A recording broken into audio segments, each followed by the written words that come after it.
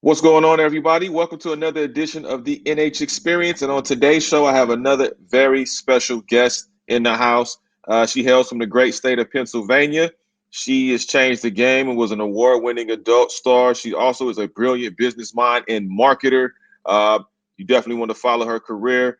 She's been featured on the likes of ESPN, Complex, Barstool Sports. She's fulfilling everyone's fantasy in the sports media world as a host on Sirius XM, and she's the host of the Lisa Ann Experience. Ladies and gentlemen, give it up for the one and only Lisa Ann. Thank you so much for coming on. Thank you so much for having me. It's been a minute since you and I got to interview. I know we were talking about it off air. We did our first one in 2012. Time just flies, and so much has happened. So when you first met me in 2012, it was 2013 that I started doing Lisa and Does Fantasy on Fantasy Sports Radio. So my Monday night show. And it's just been unbelievable to think that I've been doing fantasy sports radio for this, but it just like really shows you how fast time goes when you're going like one sports season to the next, right? Because your life kind of goes by sports seasons when you're all about sports. It doesn't really go by like January. Like, is New Year's Day the same as the Super Bowl? No, the Super Bowl is definitive. I have more free time after football season.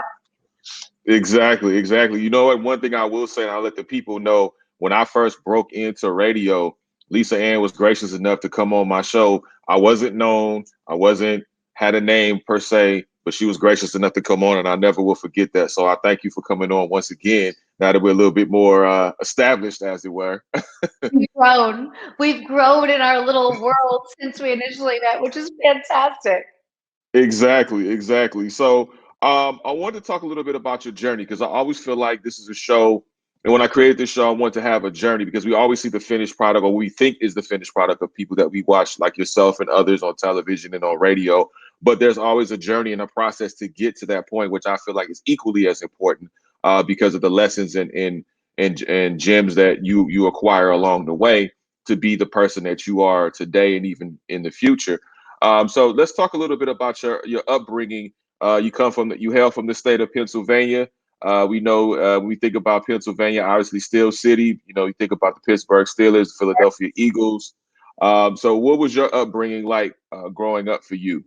I was on the east side of the state, so by Philadelphia, about an hour north in a small town, Easton, Pennsylvania. Larry Holmes is from Easton, Pennsylvania. So, and it's really, that when you're in the Northeast, you're just a lot more involved in sports, especially come winter. You get your basketball season, you got football, but what really happens is you aren't going outside to play as much, right? And so you end up getting more into sports because it's so cold out. I mean, Pennsylvania has some serious like 6 month winter, you know what I mean? So, and I grew up with dad into football. Sundays were our days. I saw my dad and he watched football all day. So I kind of sat and joined the conversation by learning football. And my mom was a basketball mom at Lafayette College where she would cook for the home team and the away team before they would leave to go back. So we ended up, scheduling our lives around those Lafayette basketball games. And that was really my first love is basketball, no doubt. And that inspired me. I played basketball all through school. And it's funny because now I'm living in a spot that has a basketball court. And I can't believe how fun it is to just go and shoot around for an hour. It's also a great, like, different workout. And since, we're still social distancing and you reserve it for yourself, so you're in there, like, I'm trying to get my game up so I can compete again and maybe throw myself in maybe some charity basketball events, right? Whatever. I can't do it if I'm not good, right? So I have to practice now. So, we're a small town. We never flew. We traveled with my grandparents. My grandparents had a motorhome and their own business. And we didn't fly. So my first flight I ever booked was to go to California and get in the business. And I was that small town girl that just knew from watching television that there was so much out there that I wanted to see. Like I just felt very caged in a small town. It's kind of like being on a cruise ship, like you run into the same people on a cruise ship after the third day and you're like, get me away from the same people. You got to talk to them. You sat with them at dinner last night. Like that's what it's like being in a small town. And I was really inspired to get out and see the world. And that's not really for everything because I have a brother who doesn't even have a passport, has no interest in traveling, who does Florida Disney with his kids and Jersey Shore. Like that's as far as the whole. Wow. So, you know, part of me getting into the business was a big part of me getting out and seeing the world. And I knew that young, and I knew it was going to take a unique situation to really get that done. And now when you look at the journey from then to where I am right now, I have a great relationship with SiriusXM. I love doing my Monday night show. I also do a Thursday morning show every Thursday with John Hanson, Guru in the Morning. It's a great way to start the day. I love waking up. I love morning radio. I'm not much of a night owl, so the 10 to 12 is late. That messes up my whole things. Tuesdays, I call Tuesdays no alarm clock Tuesdays, because you can't set an alarm clock because you can't fall asleep right after you do a show. But so when I think about where I am now, I think one of the things that I learned the most over the past 10 years is about patience. And so I've really started to understand patience. Like, every relationship you're building is eventually going to come back and resurface somewhere, right? And everything that you're doing, we live in a world with immediate results. And if you are striving for immediate results, you will always be disappointed. And if you're just more patient, then things unfold in front of you and they come really nicely, right? And so this patience thing really started because I knew when I left the industry initially in 2014 and decided that I was going to release my book, which I did in 2015, and that I wanted to kind of plant my feet. And I went through a turbulent time. That was the catalyst of learning patience. 2015-16 was like the most turbulent time of my life. The absolute worst group of a conglomerate of situations I was in that were just awful, and a year in court and just things. And it taught me to just wait, like it's going to get better, like to just have patience. And I think when I think of what we went through this past year with the pandemic and, not being able to do the things we normally do and not be able to go to games and have all these things, Mm-hmm. I didn't learn patience, this would be a lot bigger of a struggle for me. And the patience thing applies to everything. I decided during quarantine I was going to soundproof my master bedroom closet and read the audio book for my book, The Life. Because I'm like, I made a list of all these things I never did that I should have done, and that I have time now, right? We're on lockdown. And it was time consuming. It took a ton of patience. Halfway through, 2.5 weeks in, I want to give up. You're having to record, you listen, you hate it. Your S's were clipping, you got to start over. Like, you have the thing memorized word for word by the time you're recording a chapter. And so, it's about not getting discouraged. And when you're more patient, you're just less likely to get discouraged, right? Because you truly believe that all these things you're doing, this path that you're walking is taking you where you want to go. You know that, you trust in yourself. So having patience, and I've been telling more people this than ever, I think having patience can really help you continue to make forward steps without knocking yourself down. Because when we want instant gratification and we don't get it, we tend to quit, or we tend to procrastinate or get discouraged. Absolutely. I mean, I think you mentioned patience, which I think that's a forever thing that we all have to learn at some point.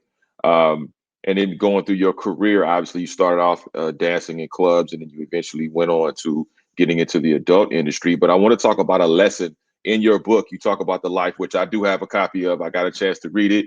Thank you for autographing that for me, by the way.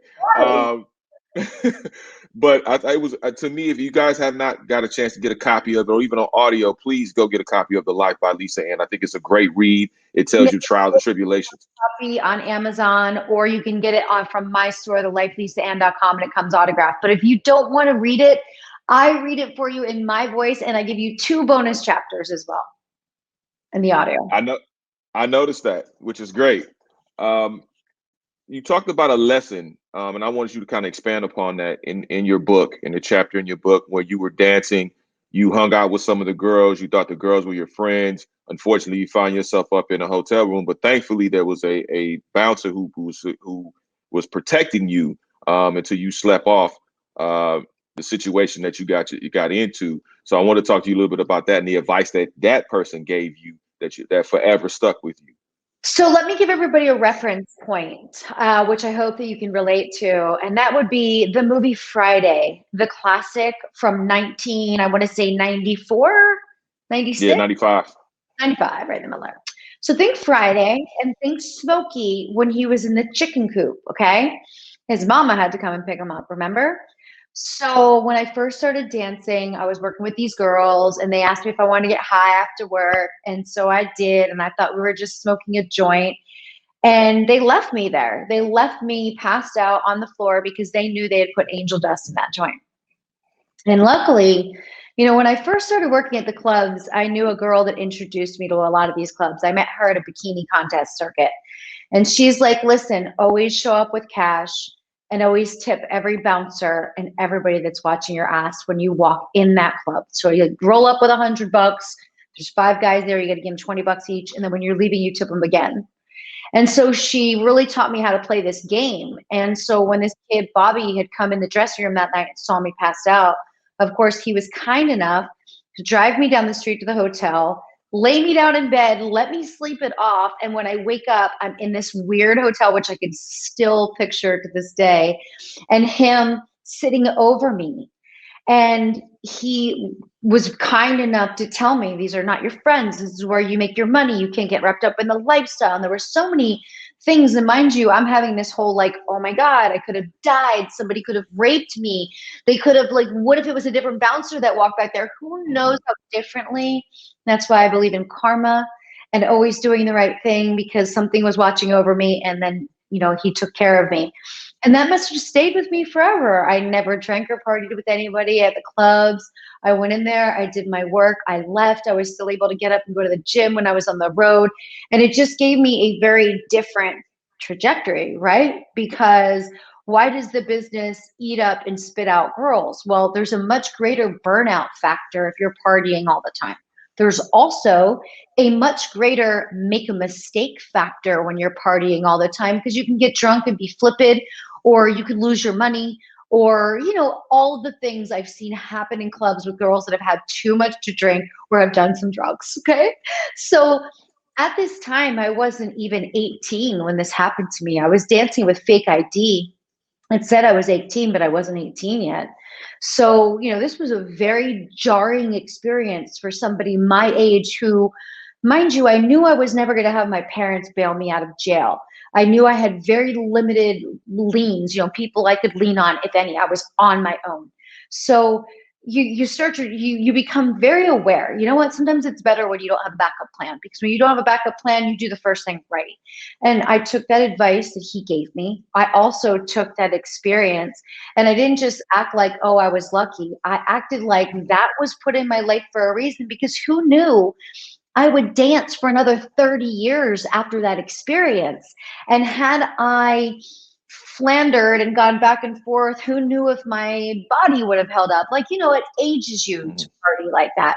It already ages you to be in a club and be working till 4 o'clock in the morning. Believe me, so many nights I'd be on stage at 3 o'clock in the morning, my last 5 years on the road. And I would literally be fantasizing about what it's going to be like to be shutting down my place by 9, getting ready to do a shower, maybe a facial, get into bed with my favorite pajamas, turn on 30 Rock. These were the fantasies I was having in my sober mind in a strip club, which is the life I live right now, which I worked so hard for. But that was a moment.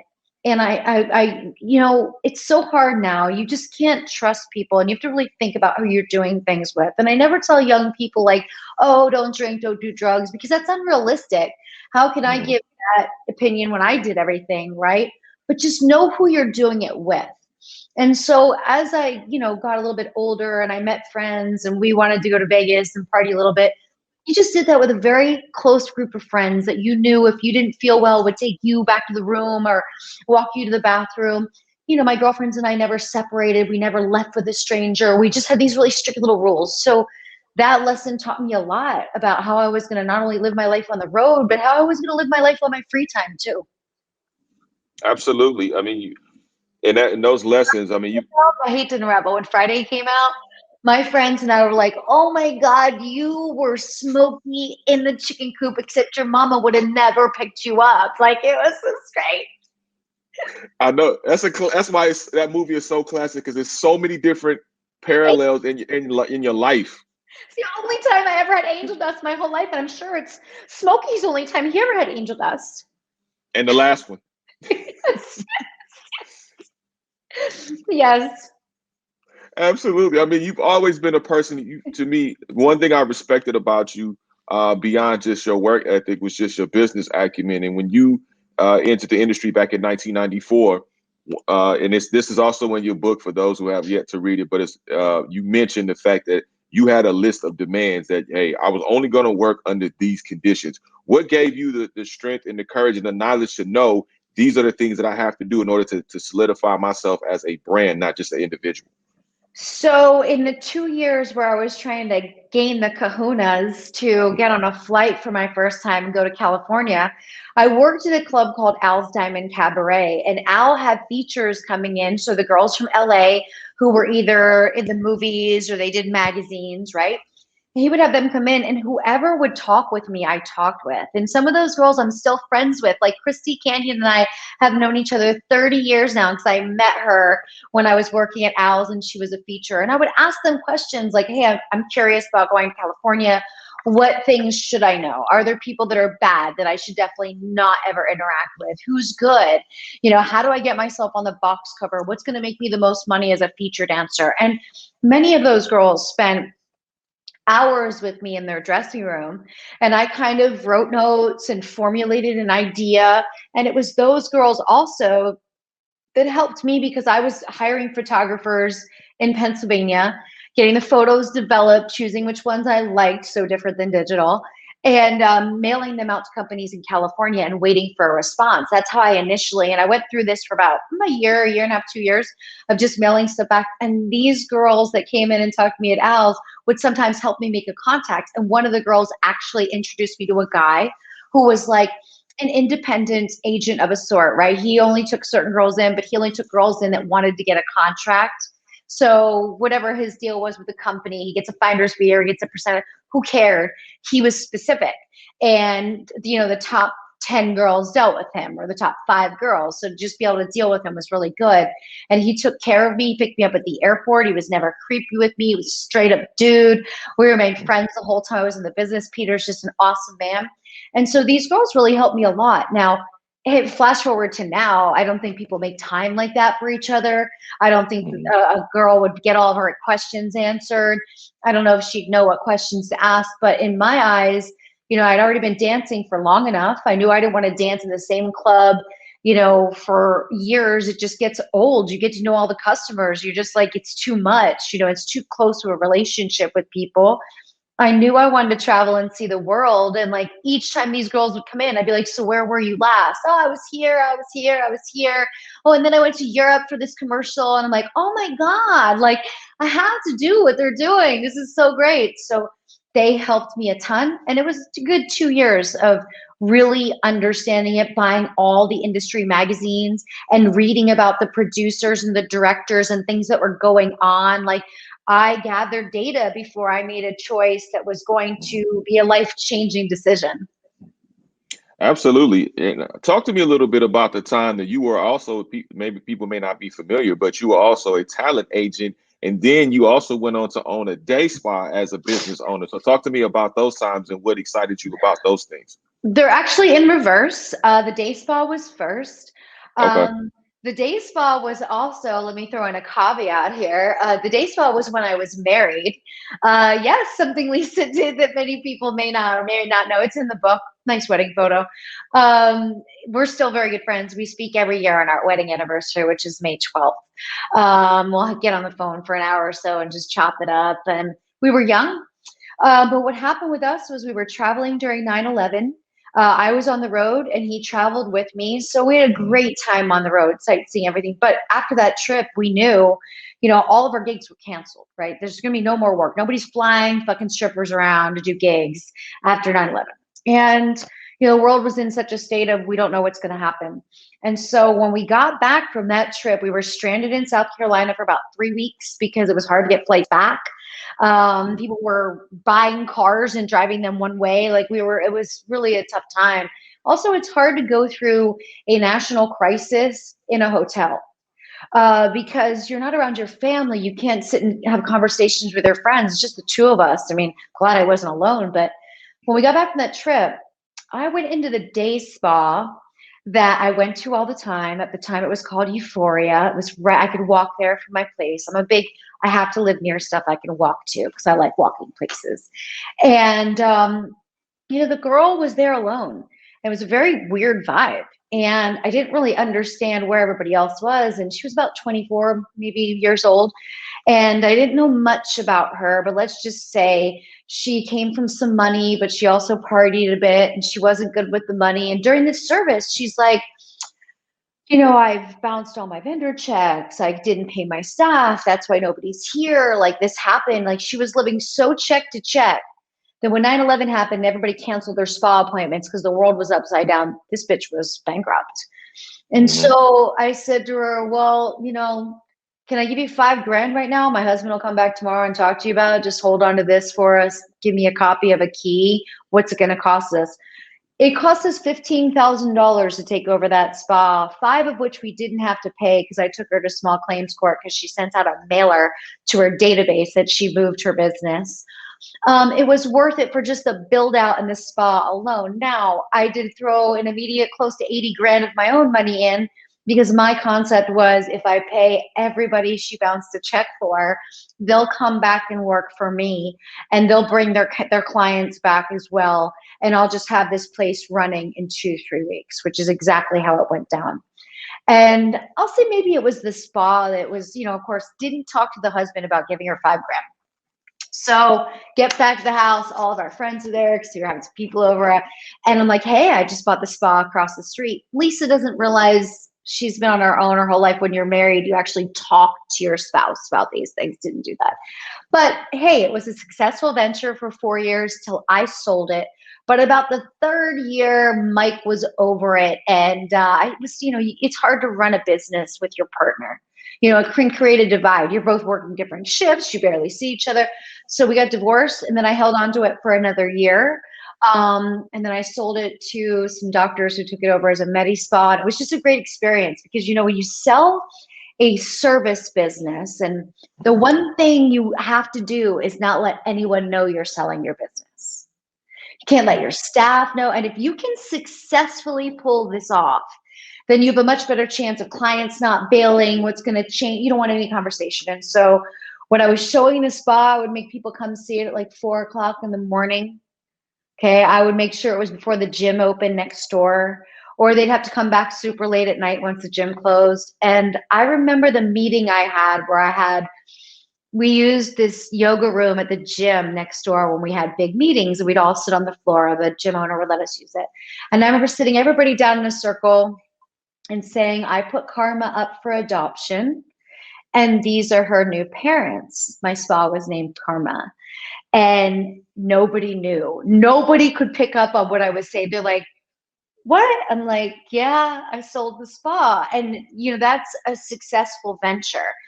This just taking something over, turning it around, selling it, and keeping it quiet. That's a real business move, is to keep things close to the chest so that you can successfully pull them off, right? Because none of these people are probably going to be in your next journey of life.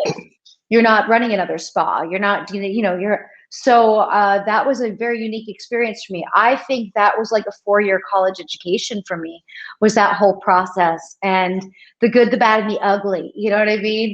You deal with everything when you have a business that has a staff of 15. You deal with everything from unemployment court to a boyfriend coming in to fight with the girl while she's at work, to just random people things, right? Life. And I'm really grateful for that experience. Then after that, I met through someone, an agent that was looking for an agent, and it was a talent agency in the adult business. So I was like, you know what, this could be good for me. I'm in my comfort zone with people I've known from years ago. I'm single now, so I'll meet new people, what have you. And I ended up working for him for a period of time. And then I realized how that business was. And I was like, I should start my own and kind of run it a little bit differently and give talent an option to have different choices when they're picking an agent, right? But 4 years of that business, I will say that is the worst job I ever had. I never dealt with shadier shit in my life. I had a guy come and pull a gun on me at my desk. I had bail bondsmen and police calling me on the regular at 2, 3 o'clock in the morning to pick up one of my girls. Like it was just such chaos. I was a babysitter for adults who had too much money and freedom and didn't really have anybody else to call on. And it really drained. After that job, I told myself I would never have another job that forced me to keep my phone on while I was sleeping. That was my big thing I took away from that job was I don't want to have to be woken up in the middle of the night for petty shit. Because a girl hit me at like 3 in the morning. Yo, do you have a check there for me at the office? Okay, let's work this out. You can pick up checks during the day from 8 to 8, right? But the girl wants me to check if there's a check for her. So what are you going to take? The check cashier store that's open in the middle of the night in like Chatsworth, you're going to lose like 18%. I'm going to get out of bed. And so it was a lot, just unnecessary stuff. But it was a good experience because I understood something about the business. The business has a lot of work to be done. And when you are the one person that wants to do the right thing, it becomes hard financially to survive because, you don't see any ethical drug dealers, right? Hmm. You don't really see ethical gangbangers. Their mission is their mission. It's very one-sided. They're protecting their thing, right? It is kind of like that in porn still where, the agents would illegally forge checks and take the girl's commission right out of the check and then give her the cash. And she would even not even care about it. To me, that's illegal. It's a mess for taxes. But if you don't take the money out, some girls will just keep not paying you until they owe you thousands of dollars. Then they'll just go and work for another agent. So there's a lot of little games that I realized, like, to succeed at this, you kind of got to be grimy, and I just don't want to. I hear you, man. That's a lot. I mean, just that time frame. I mean, you go from one extreme to Yeah, the yeah, other. I mean, yeah, that's yeah. crazy.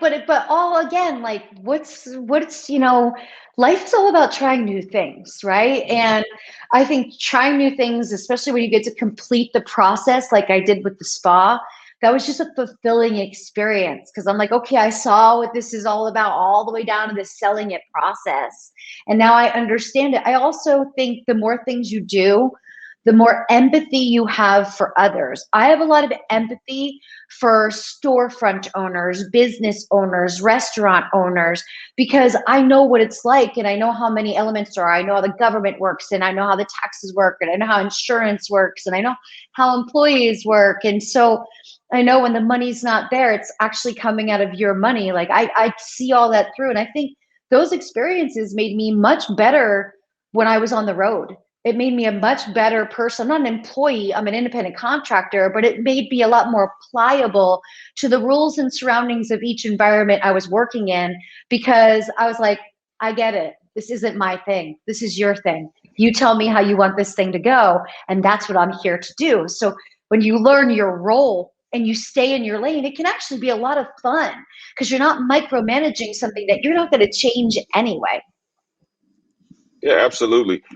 One thing about you is that you've always been a game changer. And the one thing I've noticed, you changed the game because you came out with, to me, probably one of the most popular videos you had was Who's Nailing Sarah Palin, which was a Yes. spoof off of the presidential candidacy of Sarah Palin, the real Sarah Palin. The And then real also, Sarah Palin. too, you were also in an Eminem video. Oh, and that was, So, what's so funny too about that? talk, Just the other day, somebody hit me and they're like, "Hey, do you want to do a cameo in so and so's video?" And I'm like, I kind of respond back. Now, this is an up and coming rapper. I know he has actually like a couple of his songs, but I kind of right. send everybody the same message back. Like, after you've been in an Eminem video, what else is there? Like, I just feel like I should never do another video because that's just, I couldn't have ever asked for more than an Eminem video. And like, I'm just a random guy. And by the way, the rap game, you're lucky to be alive 6 months in. It's Death Row Records. It's Death Row Life. I can't believe that every other day I'm reading about a rapper getting shot and a rapper Yeah. getting, like, their life expectancy is so short now. I don't want to be in the video. The guy dies by the time the song comes out. But yeah, that was just a great experience. We all know, Eminem's incredibly talented. He's been around for generations now. He's just spits the best raps. And it was such a fun music video. The song is We Made You. And it had all of the celebrity impersonators, all of us from the Kardashians to Britney, to Tony Romo, to me being Sarah Palin. And it was just an awesome experience. So, like, you get it, right? Other people ask you to do a video, and I'm like, I mean, I'm just not greedy. I'm can you really top Eminem? Who's gonna come to me and say, be in my video? And I'm gonna listen, if Beyonce and Jay-Z said would like you in the video, okay, I understand. I think Eminem would be okay with that. But some rapper, no man. I've been in an Eminem video. What was it like working with M though? I mean, obviously you guys are on the set, but I mean, there's offset, time to switch scenes and things like that. Would you have any time to kind of get to talk to M or hang out with him a little bit? So we kind of fit me in a scenario where I got this call. They were casting. Then somebody realized, oh my gosh, we should just have Lisa Andrews, Sarah Palin. I was on the road on a crazy tour at that time. So I literally flew back to LA for 48 hours to do this commercial. And we did all of my stuff in one day because of that 48 hours, half of one part was a travel in. I shot for 22 hours on set for the Eminem video.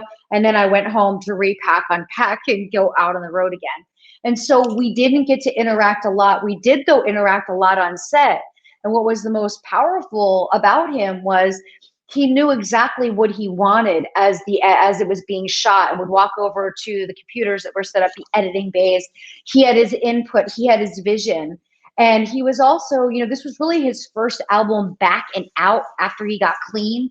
So it was awesome to see him, like, he was super cut and shredded. Like, he runs and doesn't party anymore. So like he just looked so youthful and beautiful. And but it was, there's a lot to be shot, there's a lot of focus, there's a lot of wardrobe, a lot of different things. We just really stayed focused, and I just felt really cool. Like, I had that one scene where I'm laying in the bed with him, and that was really our first introduction. We had a funny moment where he rolled over and I think he said, I'm Marshall. I'm not sure. I remember I looked over and I shook his hand. I said, I'm Lisa. And then we both rolled over and continued talking to who we were talking to. And that was like our moment. And I'm like, we're laying in this bed. And I'm thinking, the fact that I'm in this sphere, right, with someone that is just so freaking talented, I just want some of this to rub off on me. You know what I mean? I just want to feel this and be mindful of the moment. And so I could go back and visualize it later and be like, yeah, that was really cool. So let me ask you this question. I know you said about being in videos. You obviously mentioned Jay-Z and Beyonce, but if somebody like, let's say, a Drake or a Kendrick Lamar or a J. Cole asked you to be in the video, would you do it? That's such a tough one, right? I mean, Drake is my go-to first choice on Pandora because everything's in there. But right now I'm also in this crazy Cardi B phase, just working out, like just some working out music. And then I'll roll to Pantera out of nowhere on Pandora as well. I guess there could be exceptions. I would have to ask my girl. She would, for her, it's Post Malone, like one of my best friends. Like, she loves Post Malone. And she's like, just promise me that you would just say yes so that I could go to set and I could be there as your assistant. One of those friendships where you're like, so that's where I would probably have to make the exception so that she could go. Okay, so you belong in the Homegirl Hall of Fame then if you did that. Oh, of course, of course. You hook your friends up. If there's something I can do good, I do it for my friends. Absolutely, as you should. I also want to talk to you a little bit about your book because obviously writing a book is never easy, and it's never easy to open a book on yourself, to let everyone else in on your personal experiences and your personal life. What inspired you to write the book? I know you talked about earlier about you actually doing the voiceover, doing the recording of the book rather, but what inspired you initially to write the book on yourself? And this is the time for me to do it. I thought I had an interesting story to tell, and I knew that I would feel a sense of pride, right? So it wasn't even about, am I going to sell copies of this book? But what was interesting was I initially thought my story was a lot more interesting than everyone else did. So around like 2013, I started kind of pitching and setting up meetings with agents and doing all of this to maybe get a publisher, right? Which, I self-published, and I self-published for this reason.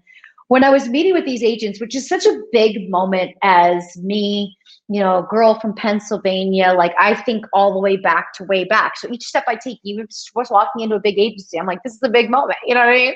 I'm like super excited. And every one of them came to me and was asking me if I would give the names of any celebrities I've had sex with, or any athletes that I've had sex with. And I would say to every one of them, like, oh my God, like, I had sex on camera for a living. Like, how is it still even so interesting to even hear who I had sex with? Like, there's so many fans that like the business, but then have many questions about how'd you get into the business, and what were your travels or maybe experiences or different settings. And so I realized that I remember my last meeting was here in New York City. I would cry when I left in the cab, all the way back to wherever I was staying. So I remember crying in the cab and thinking, like, fuck this. Christy Canyon, the very first girl that I met at Al's Diamond Cabaret, she had told me a year before, don't bother yourself with agents. They don't understand us. Just self-publish. Anything you need, I'll help you with. And I thought, here I am going back to this same woman who's never steered me wrong. And I just decided, okay, you know what? I'm going to self-publish. And I enjoyed the process. You have total control over it. When you're done writing, it does have to go to a lawyer. A lawyer has to read it. You have to give a lawyer $10,000 to read your book, to insure your book, just like that. And you know what? He or she usually gives it to an intern who gets 1,000, because of course I asked. I asked the intern who was asking me all these questions because they're protecting you so you can't get sued. Maybe you need to change the names of somebody, what have you. But here I was just trying to handle this mission. And once you get that deep into it and people have turned you down, now you're super motivated to write a book. Now you would like to break down the other things that might be interesting to other people, whether it was my growing up, getting married, the wild fun that I had in my life, what it was like to experience my first scene. My favorite chapter to read was the chapter on Palin. When I did the audio, I had so much fun playing Sarah Palin and traveling the world as Sarah Palin. And so I really thought of this, like, really like a journey of gratitude is what it came being, writing that book, of me looking at every meeting I had where they were just being like, so just, why would you think you're like, we just need to know what celebrities you had sex with. I'm just like, oh my God, like, I'm not doing that. I'm not selling anybody out. I'm not sharing my personal and private experiences. I've clearly shared more than others. So I feel like I can have, a little privacy in that situation, not to affect someone's life that maybe I interacted with 20 years ago that's now married with kids. Have you? Like, no. And so it really inspired me. And now here I am, hopefully, like, I'm breaking it down. I think I have 50 more hours is how I'm breaking this down. And I'm putting the hours in my book, so I arrange them, but about 50 more hours till I finish my second book. And one of the things that's been holding me up is I didn't really have an ending. You're always going to have an ending. And when you're writing about yourself and they tell you have to have an ending, it's like, well, do I have to die? That's your first question. Like, what has to happen? There has to be a stark transition. And it wasn't until this December, actually this Christmas, that I got the ending. So now I'm re-inspired to finish it. Now I know what the last chapter is going to be. I know the cliffhanger that it's going to leave everybody on, and I know what I could write next. So that's the perfect ending to my next book. Well, congrats in advance on the second book. I'm looking forward to get a chance to read that new copy. And also, like I said earlier, you've always been inspiring to others. And I think the one thing that stands out about you is the key is the relationships. And like you said earlier, you didn't want to give up anyone's name. You believe in privacy. And I think that's been the key to a lot of people, being able to gravitate towards you and feeling secure, right, about even telling you things, maybe telling you some things, or just hanging out with you, or, being intimate with you, or what have you. And the one thing I will say, that I read an article, and it was another adult star, Bridget B, and she mentioned your name. She said, these are the people that brought a different style and a class to the industry. When you hear things like that about you, how does that resonate with you? It's always just nice to be noticed, and especially when it's in a positive way, right? We're all different and unique. You set your example, and those who want to follow will follow. Doesn't mean mine's right. Doesn't mean anybody that did it differently than me is right or wrong either. But I plant my feet, and I know that I want to exude a lot of positive energy. I know I want the girls in the business to know, hey, have your fun, save your money, set your life up, and then chase your dreams. I want them to feel limitless, right? And so that's what I'm always trying to show everybody every day. And I think people can see that more and more now because, I think at first people were like, yeah, she's only going to be with Sirius for like a minute. And now it's like, okay, yeah, this year will be, we'll be going on 10 years in 2023. Like, that's a nice relationship. Before that, I worked for them on an LA station, but it wasn't sports. So, be limitless. And so when I hear a girl say something like that, she sees that spark. She understands how to, be sexy, but also know the time and place and how to act and how to live. And also know that your body is how you're making your money. So you have to treat it right. You have to work out. You have to eat well. You have to recover, rest well. You can't be partying all the time. It wears on you. Mm-hmm. Absolutely, it does. And one thing I will say personally, I mean, we've been in the same venues a few times, and I've seen how you treated, fans and supporters, and you treated them like people. And I can tell you that's very refreshing to see. But just knowing you, because you always had a good spirit from the time that I met you to where we are now, you've always had a really good spirit. You've always treated people the way that you want to be treated, Yeah. which is to me is an endangered species these days when it comes to the level of respect. And so now I got to ask you this because I know you're a Laker fan and I know you're a Cowboys fan. Yeah. I'm gonna get on your Cowboys in a minute, but I'm gonna hit you about the Lakers first. Obviously, the Okay. Lakers are the 2020 champions. Went through a really tough time, a tough season with the loss of Kobe Bryant. So I wanted to get your thoughts on the loss of Kobe Bryant, what he meant to you, and then watching LeBron James and Anthony Davis and company go ahead and just win it all and bring the Lakers back to prominence. So first, I got you. I'm in New York now, right? So I got to rep some New York teams, and I want to know first: are you afraid of the Brooklyn Nets? Because I think you should be.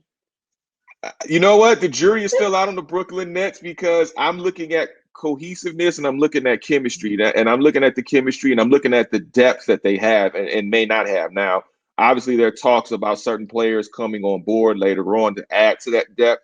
But as of now, I still have the Lakers as the favorite. I'm really not concerned. I think it'd be a great series if those two teams met up in this year's finals. But I trust me, I am not concerned. The best side is the West side. So what I will say is this: I was very fortunate between like 2008, 2012 to go to a ton of Lakers games. So I got to see Kobe play a lot. And I'm so, so, so glad that I did that. And what he was doing in his second act in life, the family that he has created, the relationships that he had, it's just, we never want to see someone so incredible be taken from us so quickly, right? But what I've really taken from it the most is it's just a reminder that tomorrow is not promised. It doesn't matter who you are. It wasn't promised to Kobe or Gianna or anyone else on that plane. And so, if you're a procrastinator, you're like, oh, I've never gone to this stadium. I've never seen, like, I couldn't believe how many of my friends never saw Kobe play live. I'm like, what could be wrong with you? I don't care what city you live in. When he's coming, you buy tickets. Like, what are you talking about? But I'm a doer. I don't talk about things I want to do. The second it's coming out of my mouth, I'm figuring out how I'm doing it.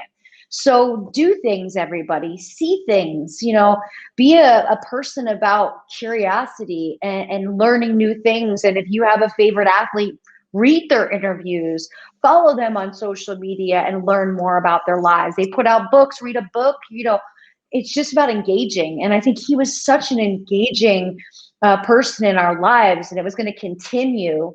It was the saddest day for me of anything that's ever happened that's been unrelated to family or an immediate loved one. I'd never felt anything like it, and it was weeks. And I'll tell you what, if COVID didn't take over, we would still been, in the same funk in May, because it was just so hard and difficult to process, so hard to process for every single person in that plane. And but remind yourselves, do things, get out there and do things, expand your mind. Don't sit around and wait for life to come to you because it's not guaranteed. True indeed. I mean, the city was still hurting. I mean, we had just lost Nipsey Hussle, months prior, and then all of a sudden losing Kobe Bryant, two of the city's, sons, prodigal sons, as it were.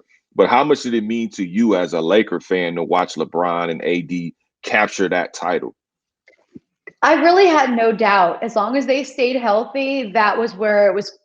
that was where it was going to go. I also knew that, I loved the NBA bubble. It was so joyous. It was so amazing following the NBA bubble live Twitter. It was so great to see. Here we were, like, watching people live their lives because we were still kind of on lockdown in a lot of Mhm. places when the bubble really started. And it was there. They did an interview with Anthony Davis and Kuzma, and they talked about the Lakers players and how all different their rooms were. And they're like, LeBron's room is cleaner than when the housekeeper cleans the room. And he's got those diptyque candles he loves, those hella expensive candles burning everywhere. And it made Kuzma go and back. And Anthony Davis he's in electronics, like he's the guy. So they would hook up all their gaming devices, extra TVs. I mean, I watched a special on the bubble about what it was like for Amazon deliveries because these guys were just ordering everything so they can make their room as comfortable as possible. Refrigerators, coffee makers, Jimmy Butler with the coffee maker, TVs, like, and it was hours. They would wipe all the packages down because we were all super paranoid then.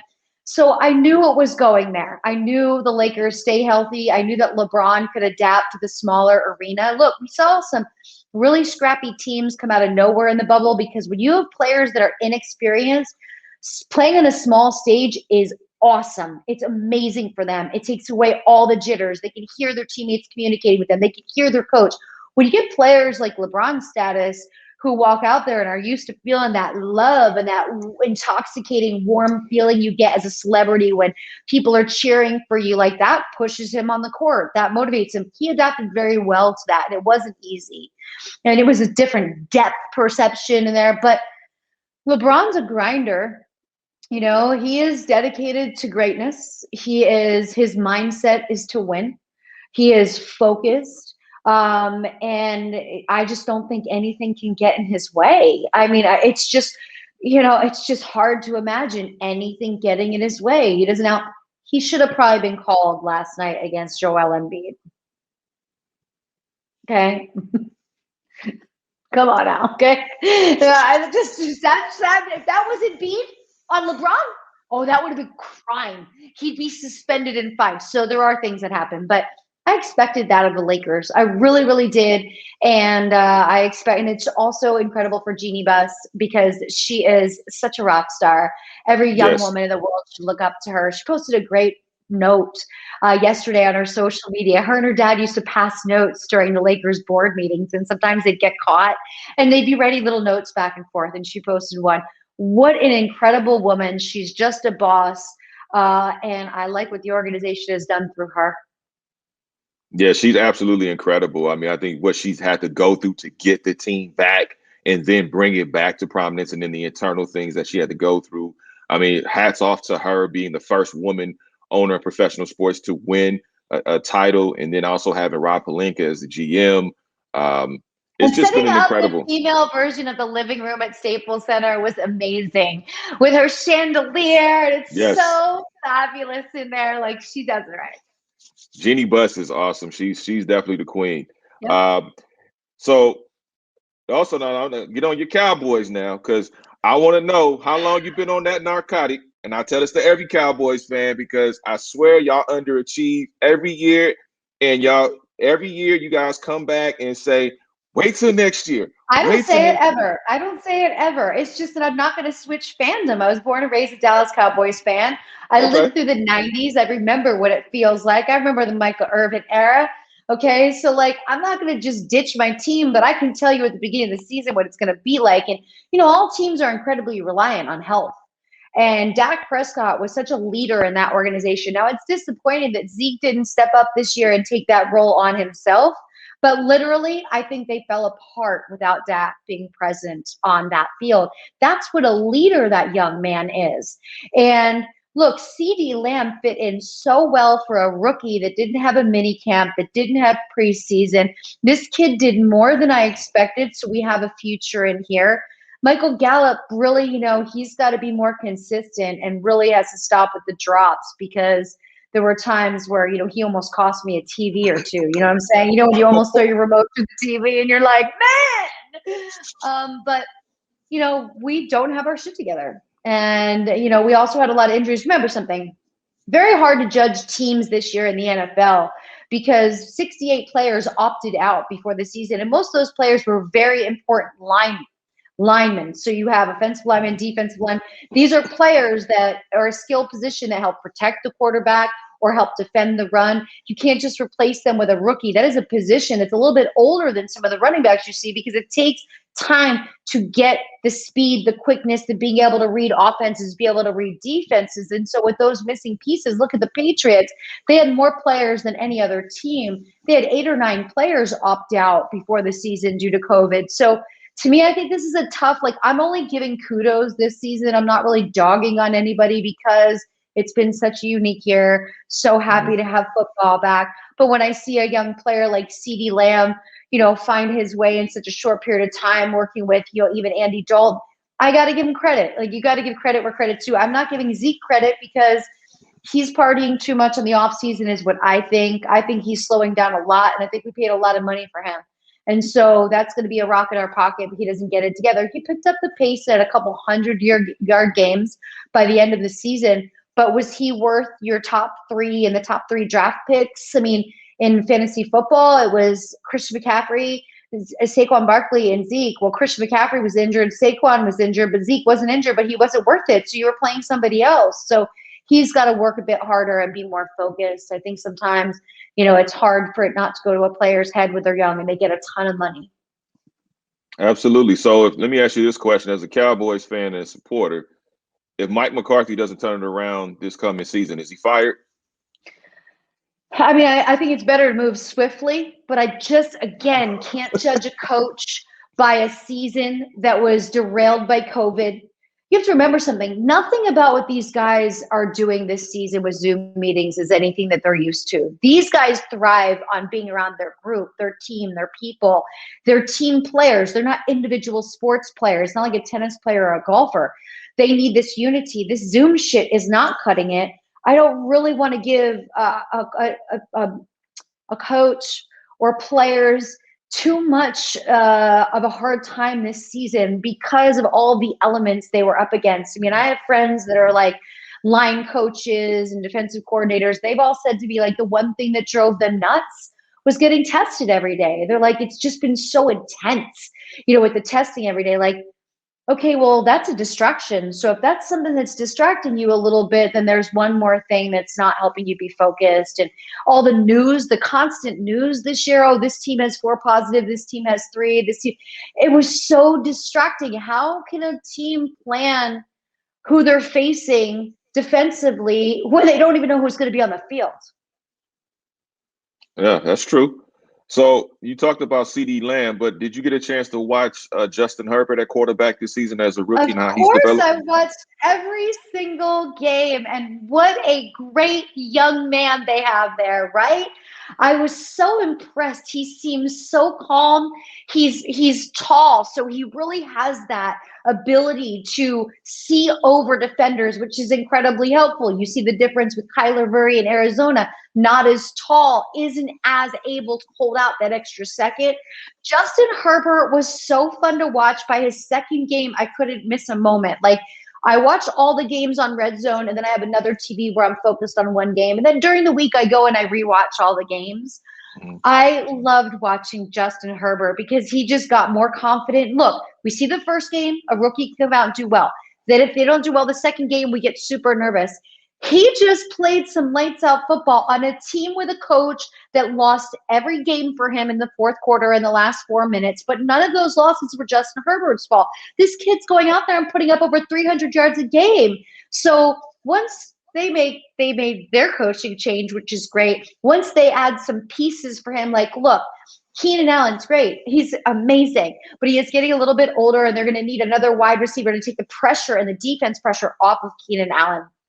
I think Herbert could get a little bit more connected with Hunter Henry during the offseason because the tight end option always worked for Phillip Rivers. So why not really get Hunter Henry in the fold? We don't really know yet if Mike Williams is going to stay, but they definitely need a slot receiver. They definitely need somebody quick, somebody that can move around. But the injury to Austin Eckler didn't help this season. They went through things, but I loved watching Justin Herbert play, and I'm so excited for the Los Angeles Chargers to have him, right? To just score on a rookie, because you never know. Look, Joe Burrow was playing great, but he got injured, so there it's over. Justin Herbert stayed healthy, had some success. Now he gets to adjust to a new coach, which could be tricky, but if the play calling is better in the fourth quarter, and he doesn't have to come out and say, I've never lost this many games in my life, which broke my heart for him after that fourth loss. He had never lost that many games before in a row in his life. It's not your fault, buddy. It's the coach, but not everybody knows that. But yeah, how exciting, right? Oh no, he's real deal. I mean, he's definitely. I said before, he's offensive rookie of the year. For sure. Um, and I think he has really leaps and bounds. And I would love to see the shootout if the Chargers can get it together between Pat Mahomes and Justin Herbert as they face each other in the AFC West. Really quickly, who do you have in the Super Bowl? You got KC, you got Tom Brady in Tampa Bay. Who do you have in the Super Bowl? I have to analyze this a little bit longer. I'm not ready to drop my picks. I make picks for Okay, Bovada, which I'll be making Super Bowl weekends and also got you. Super Bowl Sundays. You can always find everything I'm dropping at Bovada. So I do picks for them. And there's so many schools of thought here, right? Okay, first of all, Tom Brady is old enough to be Patrick Mahomes' father, right? If he could have had Mahomes. Okay, Mahomes is 25, he's 43, could have had him young. And what you want to take out of that is, well, he's old, I'm going to take the younger quarterback. No, you're going to take the quarterback who has been there more times and has the mental game as much as he does the physical game. But at the same time, 2 weeks in a row now, Tom Brady's thrown for less than 200 yards.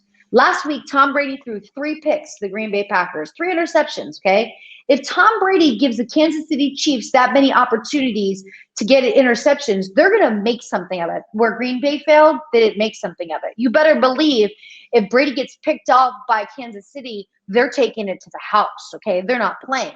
And Brady, what we're seeing right now, he's really trying to avoid taking those hits. He looked at Drew Brees this year. Okay, broken ribs, punctured lungs. I don't want that. And what he's doing is he's just chucking the ball up in the air. And he did it 3 times last week, and he was very lucky. So when I really analyze it and I look at, hey, Antonio Brown's going to be back for the game, for the Super Bowl, that's going to be very helpful. Him and Brady are connecting really well. Brown got in the end zone the last 5 games of the season. Every game, slow start of the season, we expected that. He came in a couple weeks in, has to learn the playbook, everything else. But Mahomes has unlimited options with very unique skill sets. I mean, you know how fast a cheetah is. Tyreek Hill, his breakoff speed, his yak is just incredible, right? You got Kelsey, who can block, who can scramble, who can run, who can get it out there, and who can stiff arm defenders on the way. And then we have those gadget players in Kansas City. CEH being out there has been what a great early season run he had. But Mecole Hardman, I think, is going to be the sweetheart of next season. And we saw him, and I love what Mahomes did after Mecole Hardman had that drop, was he just went over and talked to him about it right away, and then he went right back to him. That's how you build the confidence of a young player. And I just think what Kansas City has all together is just fabulous. If their defense can do what it has to do, I think they have a chance to win this game. But I can't make the call right now. I'm going to look at who is in and who is out. There's some missing players that we might see come off the injury report. Tampa Bay's defense has been playing the best they've been playing all season. So it's going to be one of the greatest Super Bowls we've seen in a long time. You know what? And I think that's what makes Pat Mahomes such a great leader. Like you said, being able to do that, no self, no ego, just wanting to win He and just having seems that like a drive to great win. dude. And I love Yeah, his fiance, wife. I'm not sure if they got married. I know they're having a child. Brittany, I yeah. follow her on all social media. She's fabulous. They're just so freaking cute. So I'm really happy for his success. And look, Kansas City knew what to do. They went out and paid everybody. They're keeping this group together. They're thinking dynasty, dynasty, dynasty. Absolutely. Last thing before I let you get on out of here, you have a great radio shows, I might add. What got you into radio, and where do you see yourself going with radio when it's all said and done? I think, okay, what got me into radio was really doing a radio. Christy Canyon has a radio show on Vivid Radio. I bring this woman up all the time. She knows it. She's been on Vivid Radio for years now, and she's on this 5-day-a-week show, and she would have Wallace Kahn and very inspiring woman, and she loves doing it. And so going into her show for many, many years, and then other shows opened up for that channel, and she had reached out and said, I think you'd be really good at this. Again, this woman who is just a great leader and influencer. And one thing led to another, and where I plan to go, I'm really enjoying my podcast because I'm getting to do a lot of different things. You know, coming up last week, I interviewed Daryl Strawberry. You can hear that interview right now on the Lisa Ann Experience, wherever you listen to your podcast.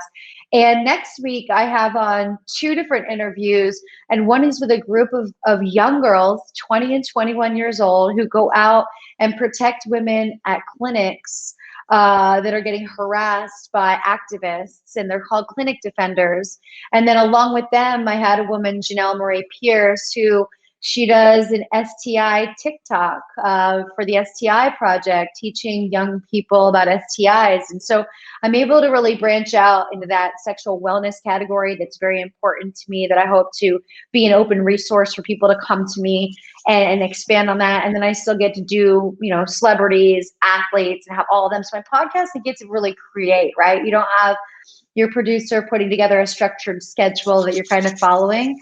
So I'll grow the podcast and stay on Sirius XM. I mean, I'm really happy with everything that I'm doing. I'd like to write more. So when I finish this book, my next goal would be to just do a short story, a short book a year. And because, you know, I see myself just wanting to be sure that I can work and live anywhere I want. Because I've wanted to live in Italy for a couple of years now. I'd like to retire there, and it would just be cool to start the process of living, being an expat in another country, but still being able to do everything I do here. So I'm just trying to figure out how I can make all of that work. That sounds like some awesome plans. Ladies and gentlemen, make sure you go get the book, The Life with Lisa Ann. Great read. Also, make sure you tune in to her at lisaann.com to get all the latest of what's going on with her, and follow her on all Actually, things nope, social media. just where you follow me. Just at the Real Lisa Ann is where you'll get all my shows and everything Okay. else. I don't use that site. Okay, my fault. I just wanted to make sure I plug you right. At the Real Lisa Ann for everything, Instagram, Twitter, Facebook, and my blog is thereallisaann.com. All righty. Thank you so much, Lisa Ann. It's been great. I really enjoyed this time. I know we don't get a chance to talk on a regular, We don't get to do but thank this you. much anymore, but it's great that we I got to know. do it, and it's great to see. I know that you're feeling that good weather. It is freezing here in New York City, but it looks nice out, right? Well, you know what? You come on out to the West Coast, get I some will. sun. Once things simmer down, like I'm on this whole social distancing thing still right now. This is good. Hey, Be me safe, too. man. Take care. Thanks for having Thank you me. so much.